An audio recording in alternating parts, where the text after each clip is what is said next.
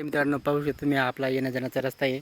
नाल्यातून असं गाड्या येतो आणि पाऊस पाऊस झालेला आहे. तर पाऊस झालेला आहे म्हणून थोडं थोडं पाणी पण आलेलं आहे मित्रांनो. आणि पूर्ण आता हिरवगार काही दिवसांनी आपलं सगळं वावर हिरवगार दिसणार आहे मित्रांनो. कारण की आता पाऊस झालेला आहे. पाऊस झाल्यानंतर पूर्ण वावरामध्ये किंवा डोंगरावरती सगळं हिरवगार दिसणार आहे मित्रांनो. कारण की कसं आहे मित्रांनो, पावसाचा वातावरण असतो आणि पावसाचे दिवस सुरू झाले का मग पूर्ण सगळीकडे हिरवगार दिसतं. म्हणजे आपल्याला कुठं गार्डनमध्ये फिरायला जायची गरज नाही. आपल्या शेतात गार्डन आहे मित्रांनो. आणि गार्डनपेक्षा आपलं शेत कमी नाही मित्रांनो. पाहू शकतो तुम्ही आपल्या शेतामधले पूर्णपणे हिरवगार थोड्या दिवसांनी होईल मित्रांनो. तर मित्रांनो परत आपल्या शेतामध्ये आलो होतो. तर आपली बकऱ्यांसाठी हा पौष्टिक आहार समजून हा चारा आहे मित्रांनो. तर हा त्यांना खूप आवडतो. तर आपण ते चारा वगैरे त्यांना घेऊन जाणार आहेत खायला. कारण की त्यांना हिरवा चारा खायला थोडंसं आता मिळायला लागले.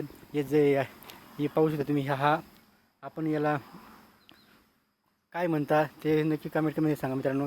तर आम्ही तर याचा आपठा म्हणून ओळखला जातो, म्हणजे सोनं म्हणून ओळखला जातो दसऱ्याच्या दिवशी. तर हे आहे मित्रांनो. ते पालं आहे ते बकऱ्या खूप आवडीने खाता म्हणून त्यांना आपण घेऊन जातो हिरवा चारा म्हणून. कारण की आपल्याकडे हिरवा चारा थोडा कमी झालेला आहे. तर असं हे सोयाबाबू याच्या पण पाला खाता, पण त्याला पण आता हिरवगार थोडं थोडं व्हायला लागलं मित्रांनो. हे आपले कांदे पाहू शकतो मित्रांनो. बाकीचे भरून दिले ट्रॉलीमध्ये. एक ट्रॉली भरलेली मित्रांनो. ते योग्य भाव मिळाला आपल्याला. तर काय अडचण नाही मित्रांनो. असंच भाव मिळायला पाहिजे. आपले 2000 रुपये गेलेले आहेत कांदे मित्रांनो. पहिले आपण विकले ते एक ट्रॉली विकली 2000ला.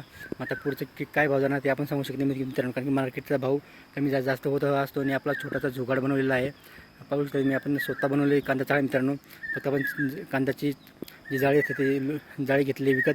बाकीचं सगळं आपल्या शेतात त्या लाकडापासून आणि सिमेंटचे खांबे घेतलेले मित्रांनो.